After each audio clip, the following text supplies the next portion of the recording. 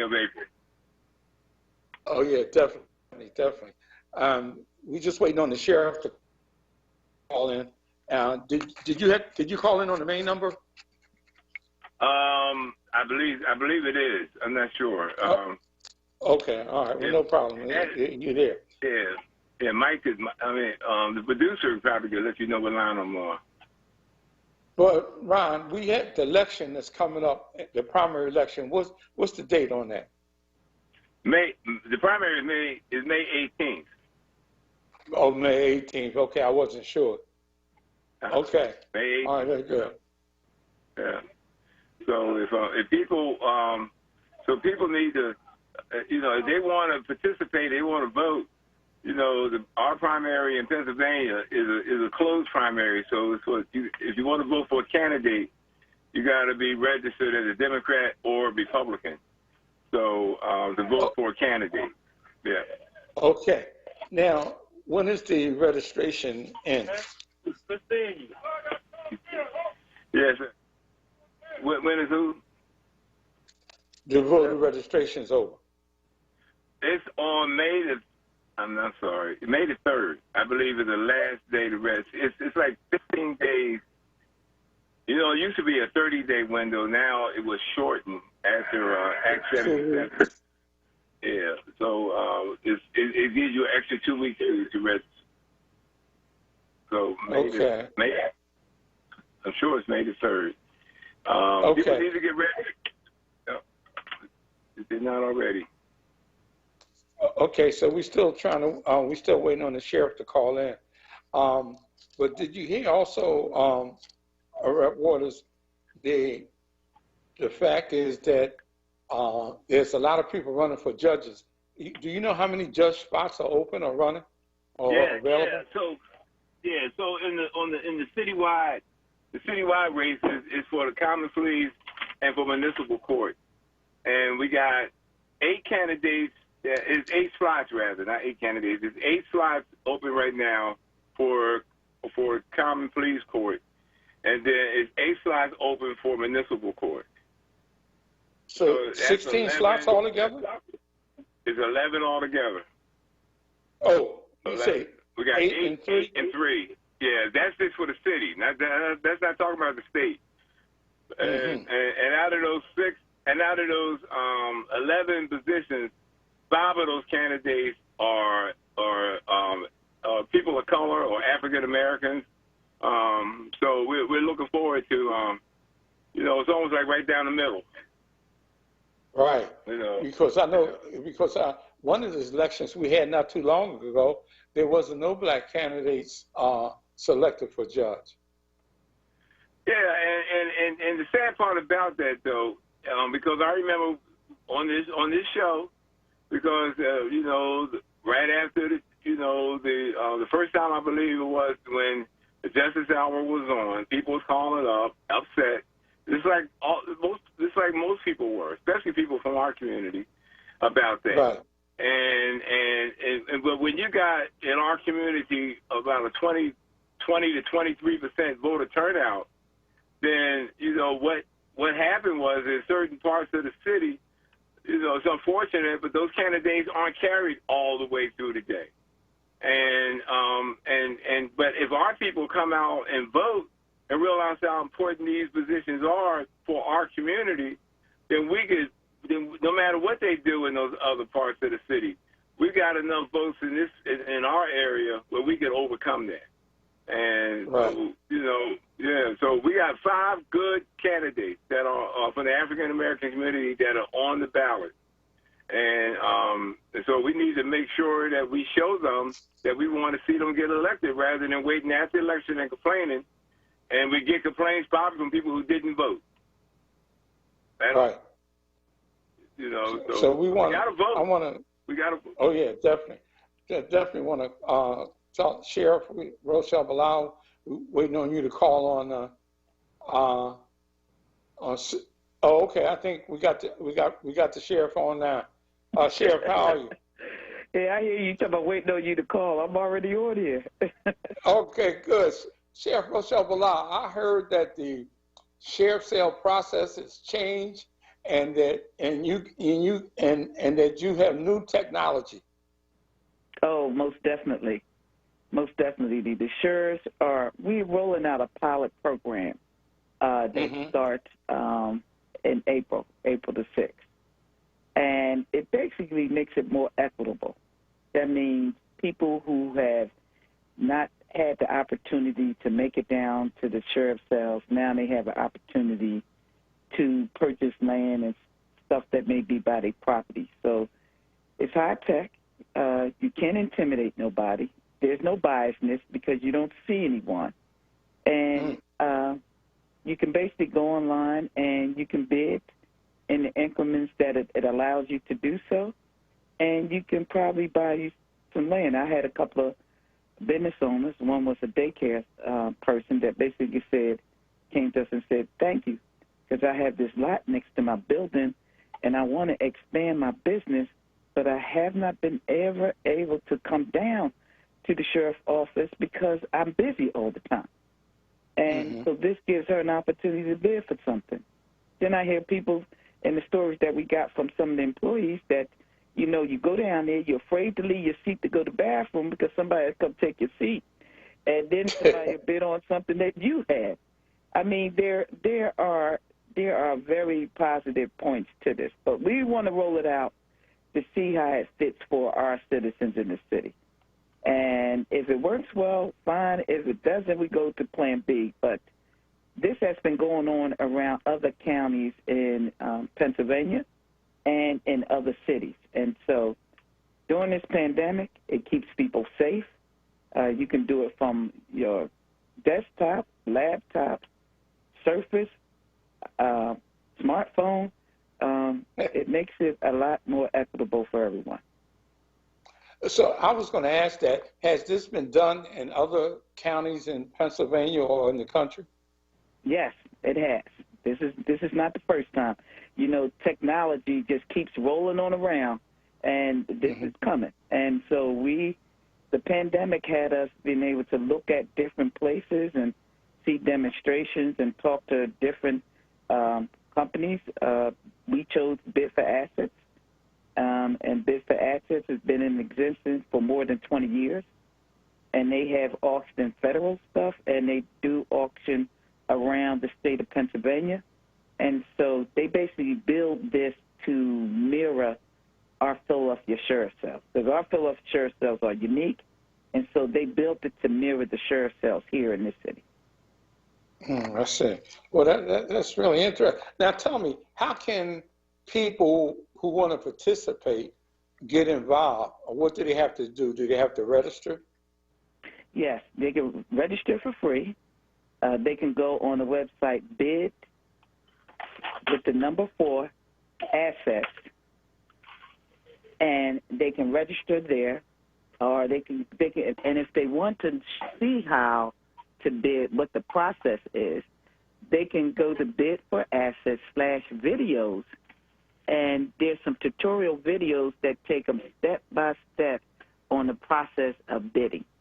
And you can go on our webpage. We have done at least 2 town hall meetings. We did a meeting with the lawyers from the different mortgage companies on how they have their actual portal to input. The city has a portal to upload the bills and taxes on properties and basically do it. We also put some extra. No, let me put this out there. First of all, nobody loses their advocacy or the safeguards for homeowners. All the safeguards are there. If you want to stay at property before, during, or after, you still have those safeguards for homeowners and their attorneys and their advocates to be able to do so. None of that is eliminated. Matter of fact, it's more enforced. That means if you stay and you don't get it to us that day and you get a court order stayed, you could bring it to tomorrow, and that property is withdrawn, and the person who won that bid will get their money back. No safeguards have been taken off. That's why we have it mirrored to the sheriff cells that we have here today. But in order for anybody to bid or order to participate, they have to be registered. Is that right? Yes, you have to register. Registering is free. Mm-hmm. It's when you bid and you put your deposits down is when you start the bidding process for when you put a deposit down, you can bid on any of those properties for that day, any of them. And if now, do you have to put the deposit down, or only after you start bidding? You have to put the deposit down in order to bid. Oh. That means you can register, and you can look at all the properties that are up for the sheriff's sale. Just note that we are in a pandemic stage, and anything as far as properties is concerned are not any of the people dealing with the pandemic. Because, you know, in mortgage foreclosure, it takes you from we got some companies that's been foreclosed on for 6 years, but it takes you from up to 2+ years in order to get to this point. So it is nobody that has lost jobs or wages or are in this sale because they have not exhausted all of the processes for them to save their home. So it's nobody in the pandemic. These property has been postponed for the whole year. They have already been through the process, and they have been postponed for the whole year. So it's none of them. Wow. So nope, you can go register. You got to do your due diligence, though. You can register. You have to look at the properties. You have to research them. You cannot go walking, knocking on anybody's door. You cannot go walking on their property. So the best way is to Google map it and look around it. You can look at the property from across the street, but you can't trespass. Do not do that. And then you could come in and then you can bid, register, you put your deposit down, and then you can bid in the increments that are allowed. Tax lien, tax sales is 100 each increment. For mortgage foreclosure, it's 1,000 for each increment. So you have the opportunity, and it's open to because we cannot discriminate, but it gives an equitable people to be able to do that.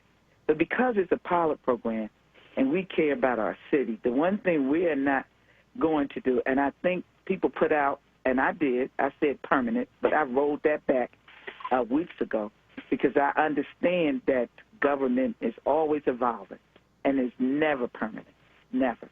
And so we are rolling it out as the pilot program, as my team discussed, and we'll revisit it 3 to 6 months down the line, and we'll look at it. If it fits for the city of Philadelphia, if it works, if more people here in this city get the opportunity to participate, then it's a win-win. Right. If it's not, we go back to the drawing board, and hopefully by that time, the city has opened up more, and we can find a decent place to hold the sheriff's sale. Okay, so Sheriff, tell us again how people can register. Go to Bid for Assets. You can go on Bid for Assets, BID for Assets, and basically. Is that 4 with a number or 4 spell out? 4 with a number. B as in Barney, ID as in Dan, the number 4, Assets, ASSETS.com. Go on the Bid for Assets, register, it's free, and then you can start looking and see what is available.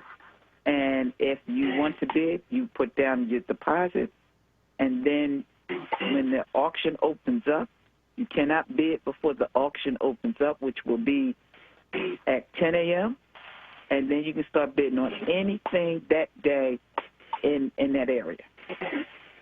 Now, what's the deposit you have to put down? If for mortgage foreclosures right now, it's $10,000, and for tax and tax lien sales, it's $1,500, plus your additional $100 first bid. Okay. All right, Ryan, what do you think of that? I think it's a good opportunity for folks that are either looking for a house or looking for some investment property. And so you were saying $1,500, no matter what the value of the property is, Sheriff? Well, you're talking about, it's two different types of sales. Your mortgage foreclosure is $10,000 you need down, and you can bid on any of the properties there. You know what I mean? So, and then at the end, the next day, you have to have your 10% down, and then you have 15 days to pay your balance to close out your deal if you're the winning bidder. 10 days or 30 days? You have 15 days. Oh, 15. Right. And then tax and tax lien sales, you put down $1,500 and your initial $100 for your first bid, and then you can bid, in $100 increments. After you put that down, and that's for anything in that list for that day.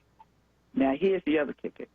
If you don't win anything, you can either roll your deposit down to the next sale, or you can get it back. Whatever way you choose to do, you can roll. Your deposit stays. If you don't win anything, then you can roll your deposit over to the next sale in that category. Oh, okay. We've also added some additional things, because one of the things we found out is people can come, because come in and purchase properties and just let them just dilapidate, and then they're LLCs and nobody can find them or get in touch with them because they're LLC. We've changed it. LLCs now have to register with a person, a address, and contact information. And our staff up in the Sheriff Real Estate Department will vet all of that information. So if you win, when you go to come back and pay your balance, if we can't vet your information, and that is part of the sale agreement, then you have violated the rules. So you have to register with your name, address, contact information, and we vet it to make sure that it is valid. And so we put those safeguards in place too. That's good. So you listen to the Justice Hour, comes your way each and every first Saturday. This is your host, retired State Rep Harold James, and my co-host, the Sheriff Rochelle Bilal, and retired Representative Ronald G. Waters, ward leader of I think it's the 3rd Ward. Is that right, Ron? 3rd Ward, the Cotton Creek area. Did we give out the phone number yet, Rep. James? Yeah, the phone number for the sheriff? No, the phone number for the call in if somebody has. Oh, yeah. 215-634-8065. That's 215-634-8065. Give us a call, make a comment, or say what you feel, or talk about the new process what the sheriff is going to be rolling out. You said this week, right, Sheriff? Yeah, December the 6th is the first mortgage foreclosure sale. And just let the people know that most of them are not occupied. Matter of fact, when we saw one the other Thursday before we left, we pulled it because it had somebody in it that was disabled, so we pulled it. So the ones that are gone, we've been working with the cities who are trying and streamlining theirs to make sure it's just lots, and we've been streamlining what we have to make sure that there's nobody in these properties. But even when it gets to this point, even if the foreclose on the property, there's still support for people still exists. One, they have to go through the eviction process still. They can't just, if they bought the property and they were the winning bidder, they can't even go to the property until they get a deed from the sheriff's office. And then they can't go in there because if there are tenants in there, they have to go through the process. They can't just go and evict anybody. You just can't do that nowadays. And plus, there's a moratorium on evictions. And to my understanding, that's up until August. So you can't evict anybody from any property at this point. So all the processes and all the safeguards remain the same. It's no different. Okay. Well, that's interesting. So people can buy a property and at the sheriff's sale, and somebody could be in that house, and they still can't evict them because of the eviction moratorium. That's correct. Okay. All right. And Okay. but just let's be cautious. There are ways that people can be evicted. If you in there destroying people's houses, you can be evicted. If you in there doing some illegal activity in their property, you can be evicted. So you can't just say I can just do anything to somebody else's property if you are a renter, because you can't. Okay. So Well, Sheriff, how does this work with squatters, though? I mean, I know you're talking about renters, but what happens with the person is a squatter? How does that impact it? That you still have to go to the eviction process. I think there's a squatters bill that came out of city council, and that squatters bill people need to look at to see what that process is. Okay. We don't get involved in that until it becomes the common pleas court. Right now, that's landlord tenant folks that deal with evictions from renters or domestic situations. The sheriff office don't get involved in that on that first level from municipal court. When they lose that and they appeal it to CP court, that's when we get involved. But we do not get involved with the landlord-tenant disputes because that's not our area. We try to stay in our lane. Okay. so if squatters in the house, they can't get the sheriff office to get them out. They have to go through the eviction process. I'm telling, because I know how homeowners is, and then when people are doing it illegally, it's a process, and it hurts. It hurts people, and it hurts those that are trying to just come in and just live off of your property, of your hard-earned. But there's a process to that, and you have to go to the court to get people out of your property. Yes. Okay. Wow. Okay. All right. You can call in at, you're listening to the Justice Hour. It comes your way each and every first Saturday at 3 o'clock. This is your host, retired State Rep Harold James, and my co-host, Sheriff Rochelle Bilal, and retired Rep Ronald G. Waters. Sheriff, we got an election coming up May 18th. You're not on the ballot, right? Nope, I'm not on the ballot. You just got in there. Okay. That's what I said. Ron, do you have any comments in reference to the DA's race? I understand, Ron, you as a ward leader, have you made a commitment yet? Well, go ahead, Mark. No. Go ahead. I know the sheriff can't wait to respond to this. Go ahead, Sheriff. No, it's not about to respond to. I'm like, go ahead, Ron. Well, I'm just trying to see, because I haven't seen anything in reference to the ballot, especially these judges. I am definitely biased. I am for Sierra Street 100%. I know her ethics. She's been out to our food giveaways all since we started, and have been helping and working, and there was no campaign and nothing going on. She just came out to volunteer her time, and that's a judge that's on the ground doing the work. So I'm biased. I'm for her, 100%. Oh, she's supposed to call in at 3:30. He was at the one, Sheriff, the one you had in with me in the Cox Creek area. I was surprised to see her at that, and that was last year. Yes. Yeah, that was like last August, I believe it was, something like that. And she was right there. Yeah, right there. But she's running for statewide court, Rep James. So she's running for the Commonwealth Court, and she's already a common pleas judge. She's a common pleas judge right now. Right. Yeah. I see we got a call on the line, Patrick from South Philly. What's your comment? Hello? Can't hear Patrick. Patrick, South Philly, line 2. He hung up.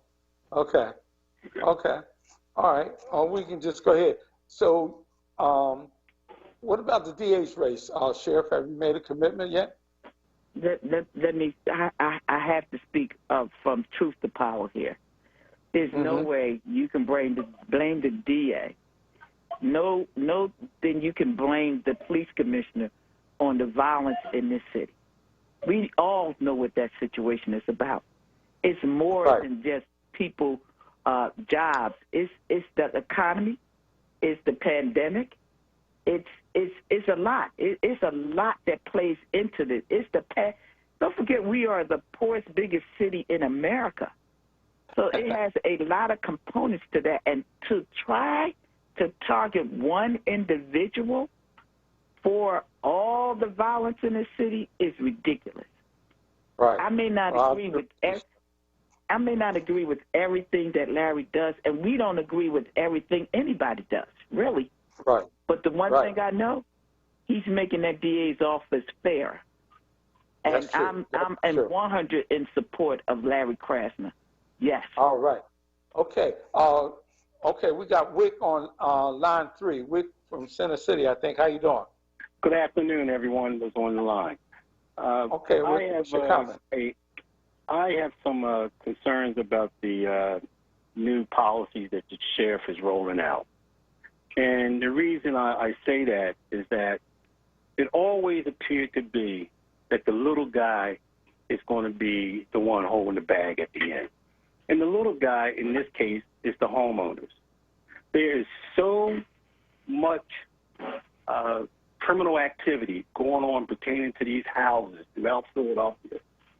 How is the sheriff going to be able to wean out all those issues? And by the time these people get caught up with, it can be years before these people get their homes back. So, it's just always appeared to be there's a great idea for those who are in power, those who have the money. So the sheriff just stated that this is an opportunity for people to get involved in the sheriff process. I don't know anyone that has $10,000 to put down an application to participate in a process. I don't know anyone that's walking around town that has $1,500, $1,600 to put in for a process. So I just think this is all comes back to the little guy is always going to get squeezed out. Yes, the big law firms, the banks, they're chopping at the bit. The banks don't even want your property. But those special interest groups want them, and that's who's going to come out on the top of this. Can I respond to that? Okay, let me respond. Okay, Rick, thanks for your comment. Sheriff, you want to respond? Sheriff, when you're talking about the little guy, the sheriff's office has nothing to do with the foreclosure process, nothing. And so by the time it gets to us, all the amenities, all the things that can save a person from being mortgage foreclosed on, and let's make it clear, mortgage foreclosure means you have not paid on your mortgage. And there may be predatory lending and all of that, but we don't have anything to do with all of that. By the time it gets to us, it's 2, 3, 4, sometimes 6 years down the line where we get a court order from the courts that tells us that we have to put this property up for sale. So when you ask about what does the sheriff has to do with that, we don't even know who is it foreclosed on. We don't know the person. We don't know the people. We don't know the process that they deal with. All we do is orders by the court. That's what the sheriff's job is. And the sheriff is the one that gets that court order and puts the property up for sale. Now, this different kind of sheriff office because all the processes that people go through, there are still programs to help you save your property. Now, I understand that there are people out there trying to steal property. If you just saw last week, the DA's office arrested about 10 people that were out there doing that. And so they're beginning to get caught. The Fontanary's office has tightened up on their process for people coming in there trying to register deeds and stuff like that, or register to take somebody's deeds. So a lot of the things that was open before, the Fontanary's office has tightened up their process.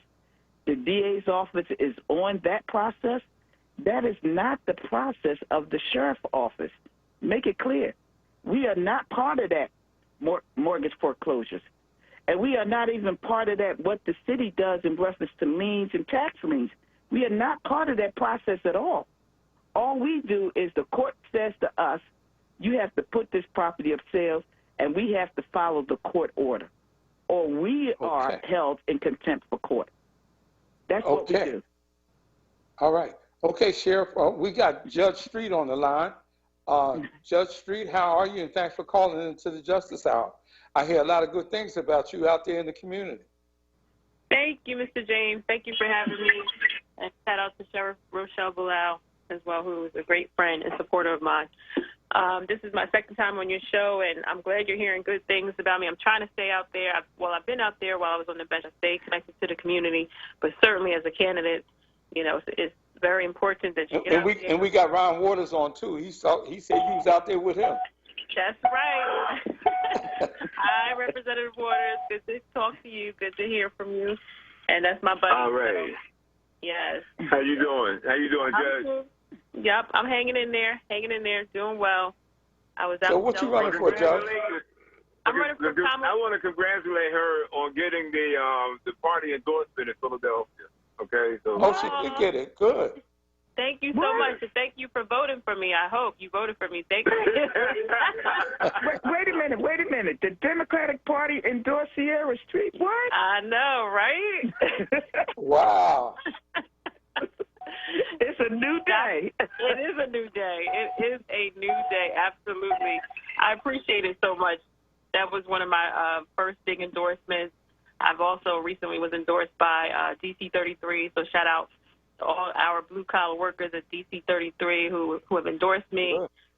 With Yvonne Sutton, thank you so much. I really appreciate it. So we're rolling now. We're getting, you know, our momentum is picking up. I'm running for Commonwealth Court. That's what you asked me. I'm on the Court of Common Pleas right now. You know, I ran 8 years ago, and I wasn't endorsed or recommended by many people, but I still won because I didn't give up.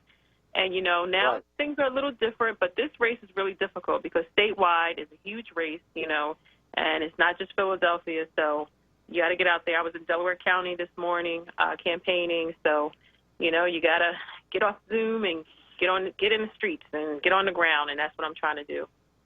So how can people that want to help you help you? So if you want to sign up, you can go to my website, and there's a sign-up link at judgesierrastreet.com, and we will contact you about volunteering. We're going to be doing phone banking and some other things that are going to come up during this last stretch before the election. You know, the most important thing about this election is that people actually are aware that there's an election going on and how important that this particular race is. People don't like to vote for judges because they don't know us. And so, you know, there's not as many commercials about judicial races. And, you know, when judges are doing their jobs, like the 8 years I've been on the bench, you don't really see us unless you're in court, you know, or unless, you know, that's why I try to stay connected to the community. But it's not the same thing as voting for president or something else. But guess what? Judges actually affect all of us more than those other elected officials. Every day we're making decisions to change people's lives, and that's just a fact. And the Commonwealth Court... How many slots are available for Commonwealth Court? 2. 2 seats for Commonwealth Court. And okay. The Commonwealth Court is such an important court because it deals with issues like school funding, unemployment compensation, state probation and parole appeals, licensing. So when you're talking about your barbers and your hairdressers, your teachers and your nurses, you need a license to work. And if there's an appeal from an administrative agency about whether your license is effective or not, it goes to the Commonwealth Court. And so they have their hands in just about everything that affects the working class. That was the court that Judge Dar Smith used to be on. Absolutely. Do we have any other African Americans on that Commonwealth Court, and how many slots are they all together for that? There are no judges of color on that bench, and there are 9 judges on that bench, and no judges of color, and there's only one judge from Philadelphia, and there are 7 Republicans and 2 Democrats, so it's not balanced at all, which is why I chose the Commonwealth Court. Great. Yep. All right. Go ahead, Sheriff, you got any other questions? Hey, I have no questions. I've told you I'm biased. Well, I think we all are. I think that it needs to be some balance on Commonwealth Court, and I am rooting for her, and I'm everybody I can call and tell. That's what I'm doing. Yes. Okay. Thank you. And she's transparent too. She's biased, but she's transparent, so that's the key. Yes. Okay. I'm clear. I'm not hiding behind nothing, and I'm not ducking. Yes. All right. Well, Sheriff, you never had. You've always been out front. You don't have no qualms about it. Representative Waters, anything for this Judge Street? No. I like the sheriff said, it was. I tried to make as many of her food giveaway programs that she had. And I was at the one, was it last Saturday, Sheriff, up at up on Lancaster Avenue? Yes. Yeah. And she was there. You know, I mean, you can't always know who's who anymore because we got these face coverings on. But I mean, some people you can identify.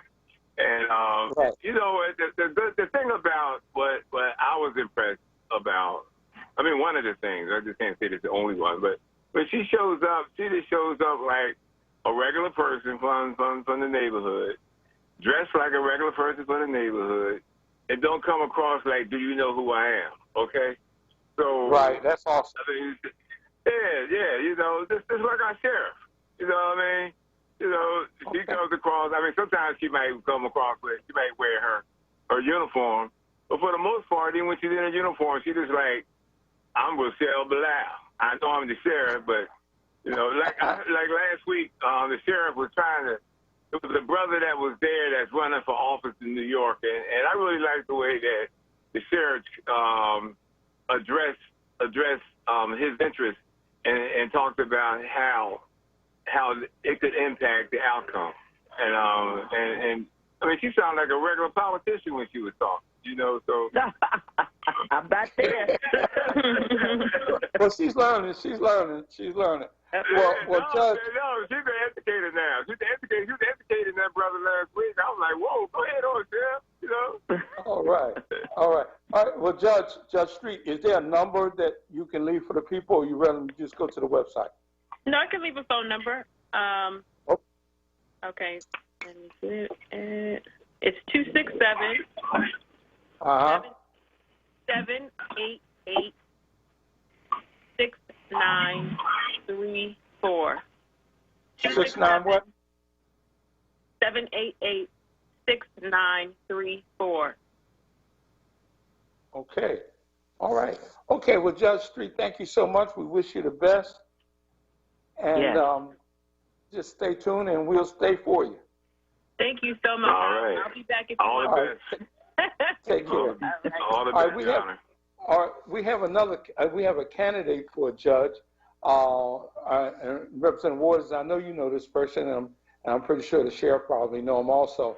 That's Renee Major. Renee Major, and did I say your name right, Renee? Rania, and good afternoon, Harold, and good afternoon, Rep and Sheriff Bilal. Rania Major here. Rana, huh? How you say that, Rana? Rania. Rania, Really, okay, Rania. all right. I can't say Well, three Rania, tell us, what are you running for? So I'm running, Harold, for municipal court. I'm in the second ballot position at the current moment. Oh, good. That's a good position. It is. I'm very excited about it. I'm very excited about being able to run for municipal court, since that's the first stop for anybody that's arrested. Wow, okay. Now, how many slots are open for municipal court? There are 3 slots open for municipal court. Currently, I believe there are 7 candidates. That may shift a little bit before the election yet, and so that's how we're moving forward. Has the Democratic Party endorsed any of the municipal court judges yet? They have. The Democratic City Committee did endorsements before we actually even picked our ballot positions. Unfortunately, despite the work that I've done for them, I'm not one of the endorsed. candidates, What? and they're actually, I'm not, I know, go knock on their door, but they're actually challenging my petitions as well as a few others in what could amount to some voter suppression issues in Pennsylvania. Wow. Wow, ain't that something? I mean, Well, I've always seen you as Democrat while City I'm trying Committee. to campaign. Right. Okay, so how can people that want to help you help you? They can contact me at info, I-N-F-O, at major4 with the number 4, judge.com, or they can call our campaign number, which is 215-971-3697. That's 215-971-3697. And Sheriff, I was trying to come to your feud distribution last week, but I was over at Emma Chappelle's funeral, and it ended a little bit late. It was one of the most beautiful things I've ever seen in my life. Oh, yeah. Yeah, my food distribution was on a Saturday, and I was out of the country at Emma Chappelle's event. But go on our website. We got another one coming up. Well, I do them at my office, too. I do them with the Food Distribution Network, which is on Facebook. It started on there, and one of the men started it and asked me to get people involved throughout the city. So I pulled in, you know, the different neighborhoods. I pulled Saj into it, John Dye into it, you know, some of the community leaders that care about helping feed the people that don't have. Just to be aware, the Guardian Civic League Political Action Committee will be having theirs close to the end of this month. And I think you've been through there before. I have. Okay. Just go to the Guardian Civic League website, I think, or just call the office so you can get the actual date. I'm part of the Political Action Committee. Yep. Thank you for that. I appreciate that. You're welcome. Okay, good. Okay, so Renee, well, thank you so much for calling in. Tell us again your name, what you're running for, and how can someone help you? Rania Major, running for municipal court judge. We can use word of mouth. It's very hard in COVID to campaign. We can also use volunteers if you'd like to by contacting 215-971-3697, or our website is major with the number 4 judge.com. And thank you all for having me. It's great speaking with you. I hope everybody's staying safe. Okay, great, and thank you, and take care, and happy Easter. Okay, we have a caller on the line. Mike is working on board for us, but I didn't write the name down. Caller, can you hear us? Yes, my name is Patrick from South Philly. Patrick. Oh, yeah. Okay, Patrick. Okay, yeah, I got the name next. I got a quick question for the sheriff. Go ahead. All right. On the land and property sales they have on the 6th, right? She said put $1,500 down, not the mortgage sales, but the land and property sales. The land and property sales don't. The land and property sales is not the 6th. When if is you that? go on our page, I think they're the 9th. The only one that's on the 6th is mortgage foreclosure. Okay, then. Well, I got a question about the land and property one on the 9th. Is there water bills attached to those properties, or is there a way that I can find out? Because if you buy the property, is the water bill yours? No, is it mine? Wait a minute. Basically, you really have to do your research, but just note this: when you get a clear title from the sheriff's office, if all of them were not included in that, then they're not going to be included in that. That's all I need to know. Appreciate it. Yes, you're welcome. Thank you. You're welcome. Okay. Well, that was a straightforward answer. Good enough. Okay. Great. Anyway, well, you know what? I appreciate people calling so they can get a clear as to what the sheriff's office does. Because first of all, we do not foreclose on anybody's home. Sheriff's office does not. We are not a part of that process. That process takes 2 days. You're part of the court process. We are the arms of the court. If the court order us to do this, that's what we do. You have advocates like Community Legal Services. You have advocates or attorneys out there that if there's possible way that they can stay or postpone that sale while you work out it. There are mortgage forbearance groups that you can basically come to. I think City Council has one where you can come and you can meet with a counselor, and if you get into that your property stays while you work it out, because it's the counselors, the mortgage company, the judge, they're all there to work out that problem for you to keep your home. But people got to know that they got to reach out. We are proud people. When we get into trouble, we shut up and sit down and we pray that it's going to come. Well, the prayer is somebody getting up, finding out who can help you save your home. And there are too many programs out there that can help you. But unfortunately, it gets to the point where it gets to a court issued, and we have to do our job and sell the property. But what we try to do, and how we got into the virtual sales, is that we want to be able to sell it that so the homeowner can get overages or money back so they can move on. And virtual gives us, we save money in that process, and that money is saved in an area where it could be part of the excess funds for homeowners to move on. That's what that is. We don't have a venue. We don't have to pay for an auctioneer. And that normally will come on the homeowners through that process. Well, now that process is not there, so those funds will go back to the homeowner on any excess proceeds over the sale. And we done gave away more than, I think it's, I don't have that figure right in front of me, but I know it's more than $3 million to homeowners in 2021. And out of this process, we saved $207,000 because of going virtual does not cost the city a dime. It does not cost the sheriff's office a dime. Our people would not lose jobs because they are a part of the virtual, because they still got to do the input, the deeds, checking, the sign of deeds, the distribution, insurance policies got to be ordered. All of that stays the same. We just not in a venue. That's it. Okay. Sheriff Oka, we got on the line Wanda. Wanda, I think on line 4. How are you? And thank you for calling the Justice Hour. Thank you for having me. I want to say hello to all of you. I want to thank Sheriff Rochelle Bilal. And you all mentioned earlier about transparency, and that's exactly why we elected her. She ran on making sure people actually knew what we do and what we did in the sheriff's office. And I also wanted to, she's already gone, but I wanted to ask the judge, if she's still listening, when is her next fundraising event.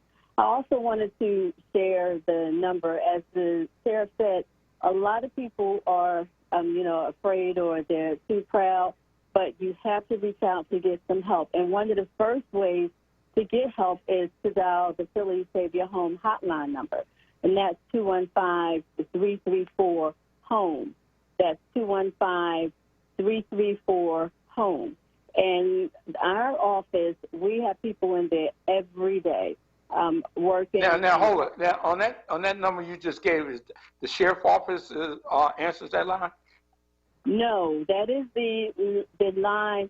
If you have any issues or concerns about saving your home, that is the first step you have to take. And as constituent services, what we do is, if we can help you directly, because people do not know everything that the sheriff's office does, they call on us for a lot of things, and then we give them information. If it's something that's within our preview, we'll take care of it.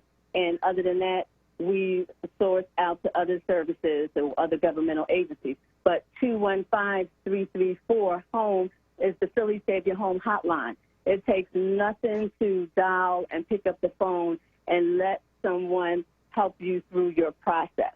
So everybody. So if someone's behind in a mortgage, that's the number they should call? Absolutely, absolutely, and it would give them information to the services that comes out from City Council, that comes out from it comes down from the government, whether it's federal or state. But if they call that number, that's the first place to start. But we get calls every day, and people know that it's not something the sheriff's office will do, but they know that they will get help from the Philadelphia Sheriff's Office. So I'm okay, just so proud we got 2 minutes left. When is the next Sheriff or Wanda? When is the next food giveaway? We know. I do not have it's April. It's April the 10th. The sheriff should know. It's April the 10th is our next food giveaway, Harold. And let me just and I'll give you the location. But let me just say this: I have a constituent services within the sheriff's office now. And we know when people get in trouble with their homes, they call the sheriff's office. Though it's not our responsibility or our job, but I mandated our constituent services to get all the information from all the agencies, federal, state, and local, for people, if they call us, then they will be able to get that information on how they save their home or get to the people that they need to get the help that they need. So we get all that information.